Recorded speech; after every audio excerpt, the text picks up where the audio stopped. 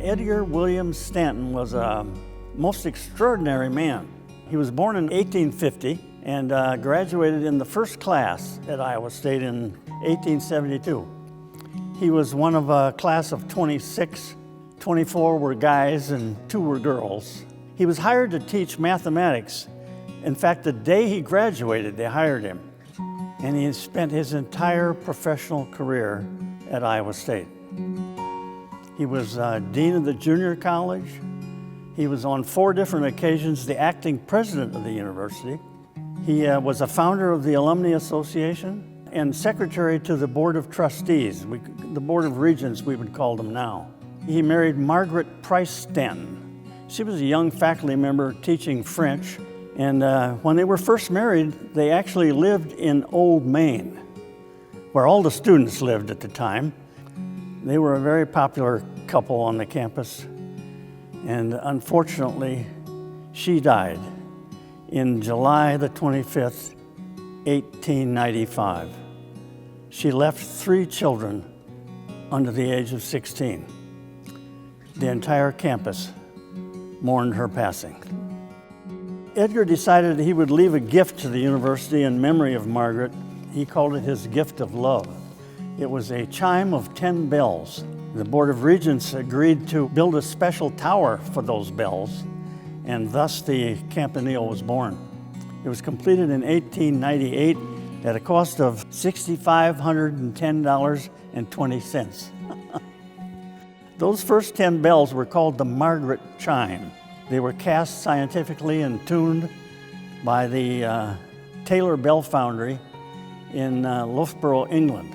These bells were thought to be the first that came to America, and Edgar paid $4,271 for them. They were installed in December of 1899. Iowa State's president at the time, William Beardshear, and Dean Stanton selected the site for the Campanile on the central campus. That open space all around the tower has become a sacred place, and it exists today as a sacred place. Open space is important to the sound of the bells. Legend has it that a guy named D.C. Thomas, who was part of the crew that installed the bells, played the first tune.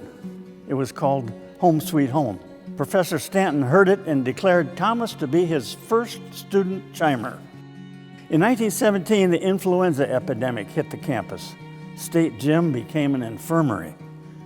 Edgar Stanton was infected, but he carried on, in part because this was the time of World War I. He and his second wife, Julia Winch Stanton, hosted the entire family at Christmas time in 1919. Edgar died just 9 months later, September the 12th, 1920. He was buried in the Iowa State College Cemetery, and Julie and the children administered his will, which left $24,000 to the college. They chose to purchase 26 new Taylor bells, and Herman Knapp, the college business manager, greeted those new bells when they arrived from England in August of 1929. When installed later that fall, the college celebrated the premiere of the Edgar W. and Margaret McDonald Stanton Memorial Carillon.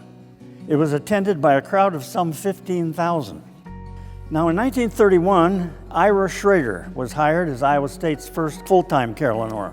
He remained for 38 years, playing thousands of concerts and making a significant contribution to the enduring tradition of the bells of Iowa State. Now, 1931 was also the year that Jim Wilson composed our beloved school song, The Bells of Iowa State. He's fondly remembered for telling the story of composing those bells during the rededication of the Carillon in September of 1994. I was named an honorary alumnus of the university, and at that time, Carl Hamilton, ISU's grand old man, said to me, "Jim, I want you to know what a powerful impact your song has had on the atmosphere and character of this institution and on the lives of its students." And that brings us to Dr. Tim Sheetam, our brilliant carillonneur for the past 27 years.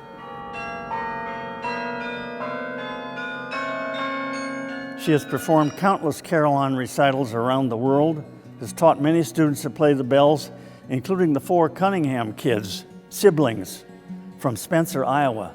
They were featured in the Visions magazine in 2016. The Stanton Memorial Carillon Foundation was formed in 1954 by Edgar and Margaret's daughter, Margaret Stanton Kirschman. She served as the foundation's first president, and its leadership during the past 60-plus years has been comprised primarily of descendants of the Stantons, McDonalds, and the Knapp families. The Stanton Foundation has been instrumental in supporting the carillon and its carillonneurs, and routinely provides scholarships for students of the carillon. In 1956, the foundation purchased 13 new Taylor bells. They were treble bells, again, from the foundry in England. And those bells today comprise a total of 50 bells. We don't know when the kissing tradition started, but the legend says that to become an official co-ed at Iowa State, you have to be kissed under the arches of the Campanile at the stroke of midnight.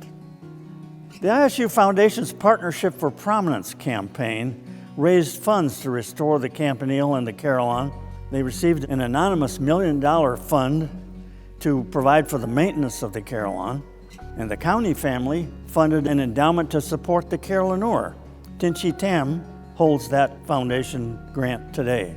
The restoration project of the Campanile included a new copper roof, a reconfiguration of the carillon's bells, a new playing practice keyboard, and on September 25th of 1994, Iowa State celebrated the rededication of the carillon.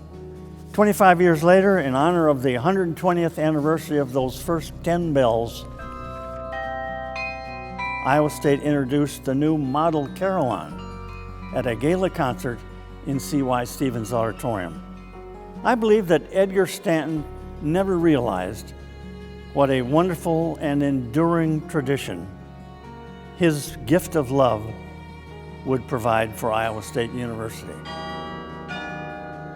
And we're confident today that the bells of Iowa State will forever ring in our hearts.